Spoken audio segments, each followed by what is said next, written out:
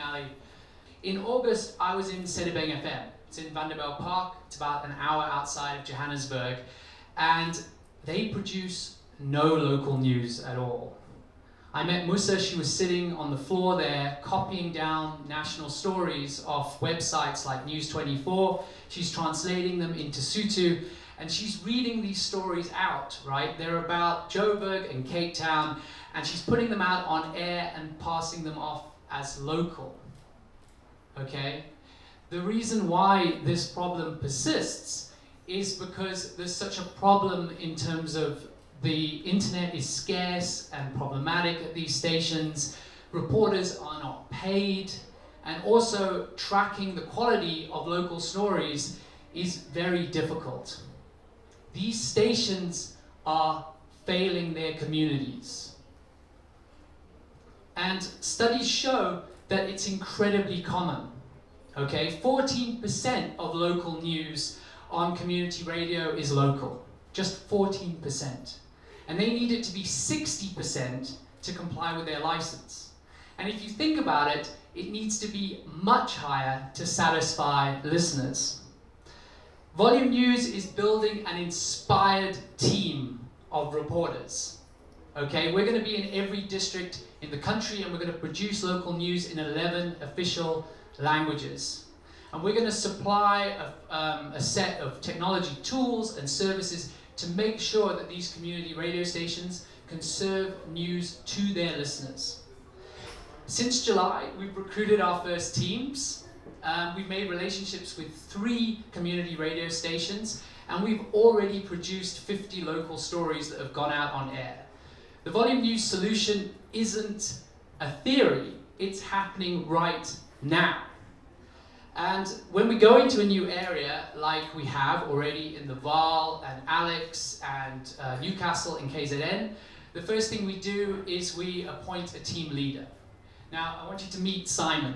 He's our, thank you, yes, he's our leader in the Vaal.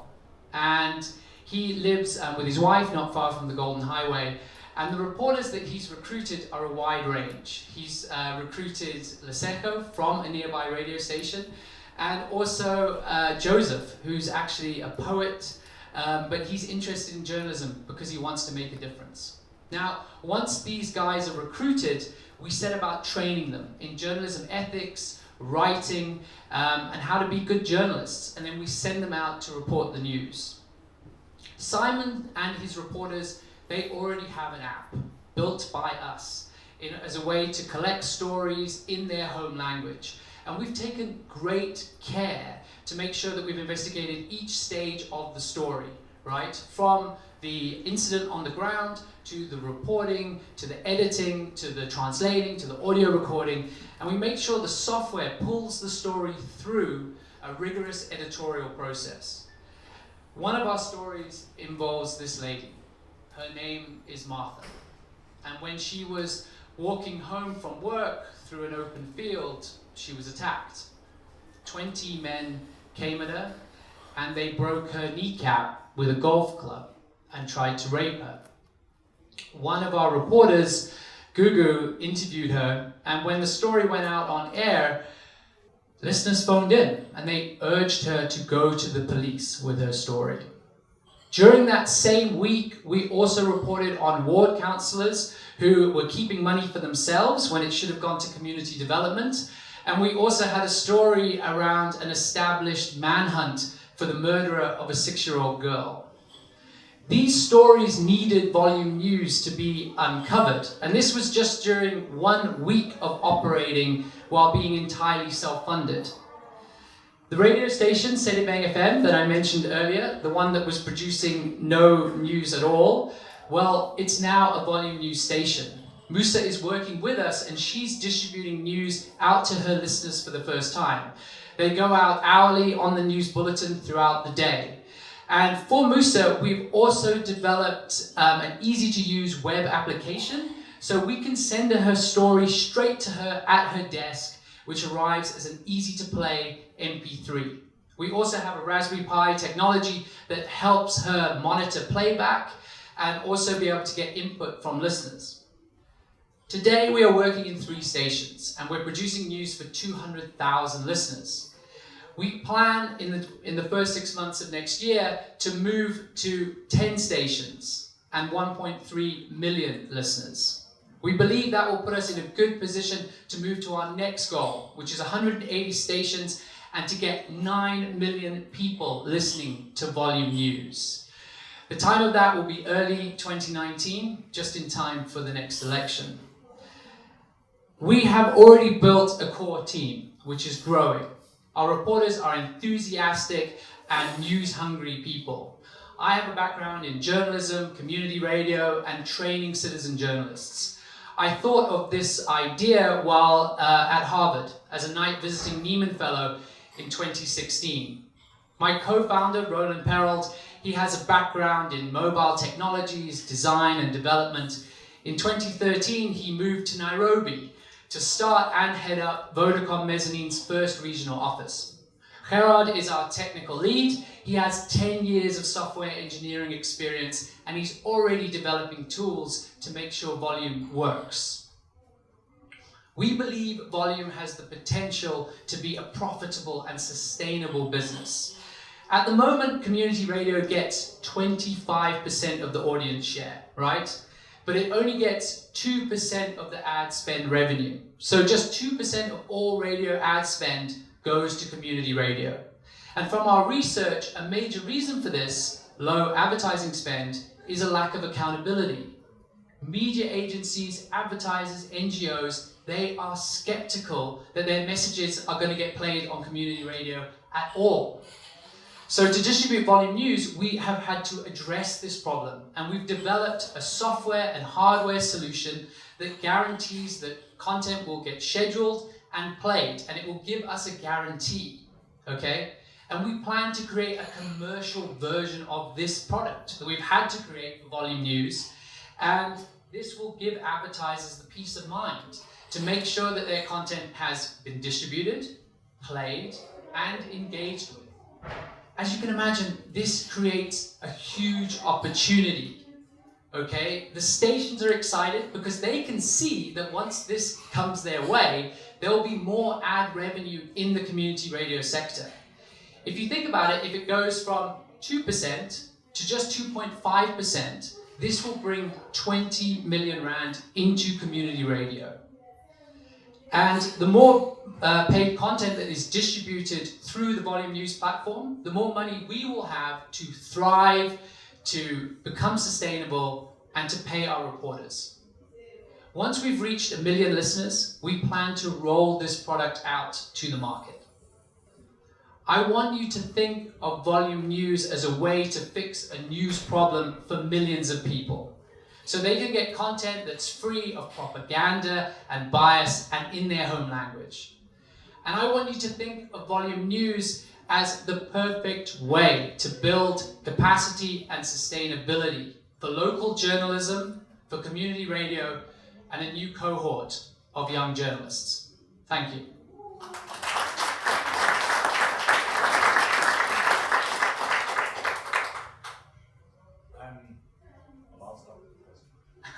How much take the people who become your reporters don't have journalism background? How many hours does it take for each of those people to tell you something?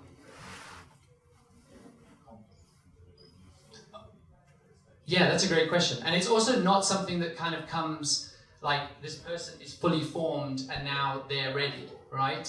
Like the project that I run at Wits Journalism, we've learned that it's an ongoing process. So the stories that people are already producing, the first story they produce is incredibly simple. Like it really is the most basic thing. It's just like going out, taking a photo, headline, story. And then through our mentorship and our team leader, it's about, okay, that's great, that can still work, but then it's about taking that forward to something a bit more complicated and adding that. And also what we found is really interesting is bringing reporters together, right? So like we said, there are some people, and this is the exciting thing, is that we're not going into these areas and just training the whole of South Africa to be journalists, right? There is huge potential in already established systems, which are these community radio stations. There are people that have been training to be, good news readers. They've been training, they've got like sporadic training through journalism throughout the years. But it's really about going in there and unlocking that potential, connecting people in efficient ways, really using the infrastructure that already exists and pushing that forward into a product that everyone can benefit from. Two different people. Yeah. Who's going to go first? That's. Seriously, go ahead, go. Hands up.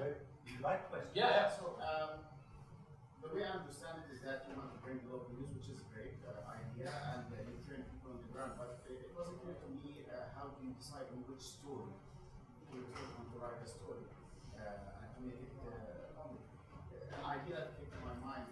Then essentially the technology and you have the would it be feasible for you to also add to your system a way for locals to crowdsource, like to input their, things like that, to tell you what's happening? So you crowdsource all those, titles of story, and then you know exactly which one is getting a lot of attention. So, for example, in one area, 20 people will send this note in SMS saying, "There's a great story about this, farming." Yep. Okay. Then you know that this will get attention. So this might help you to be more selective in the news stories that you write, rather than just maybe sometimes by accident, by luck, by chance, that the story comes to your crowd. So to generalize, what's the engagement with the audience that you're thinking about? Yeah, that's a very interesting way of thinking about it. One thing, and I think that's something that's definitely something that we can interrogate further. To add to your point, something that we realized was that our reporters already play a big role in their communities, and doing something simple like creating press passes for them from day one, and they're like moving around their own communities, they become almost like a person that you can go to get your story told. And that was something that, we didn't, coming from Joburg, we didn't expect that at all, but it was just something that kind of happened. So that's something that's really interesting. I think there's definitely links between what you spoke about and how we can kind of formalize that data that comes in through those channels. And then I think just to your point where you started, how the stories, who decides what to broadcast. Obviously, Paul and I are probably the last people who should be making those decisions, right? I didn't want to say that. It's fine, it's a safe space here. Exactly. So you got it. So for very obvious reasons. And so we very much try and play this enabling role where the editor, either the existing news editor in a station or a new editor that can come into that position, can make those decisions based on their own needs and the stories that they believe should be told in their communities. I think my point also was ownership. So imagine if locals will know that some of the stories they suggested will be broadcasted. You already got the buy-in, and whatever next comes, they will say, by the way, I actually sent them about this story, and then the network effect of that. Great. Farzad. Well done to present a complete and well thought through business model. So, yeah, I enjoyed that. As you might have guessed, I wonder if you've thought about the amount of advertiser throughput you need to pay for all of this. You have a fairly big team, so what's the kind of ad revenues, number of advertisers you need to break even? Yeah, so we're in the first, so we've been going for about 4 months, and what we initially really focused on was solving this news problem. We really made an effort, by with Indra's kind of input and instruction to really interrogate this problem on the ground. And what we realized through that experience was solving this problem and developing this suite of tools for ourselves could be relevant to others. And now we're at the stage where we're busy, cracking that nut that you're talking about. So if we get to, I've got some numbers for you. If we get to, I guess what we consider scale, which is 180 stations in South Africa, 9 million listeners, we need about 20 million rand a year to produce at least 3 new local stories per station per day, excluding weekends, so that we can to cover paying the reporters for their stories. Excellent. Which we obviously believe is entirely, it's fundamental that we pay our reporters, otherwise there is no volume news. I think it's excellent that you've gone to that level of granularity. And one more question, if I may. Are you at all concerned about your ceiling on growth, given 9 million is a great number of listeners, but by being community radio, like it's finite, right? It's not like a global audience, right? So of course. So that's definitely something that go? I think it's definitely been a consideration for us. But on the one hand, we're very much. I think if we even get close to cracking this in South Africa, I think it would have a massive impact. But then just going through Jamlab, we've met local radio stations from Mozambique. Paul's done a trip to Kenya where he met other community radio stations. So that's one way. And I think then I guess the other side of that is if we can actually build this mechanism, I think there's definitely other interesting things we can explore down the line that might go further than radio. Thank you. Thanks. Great. Okay.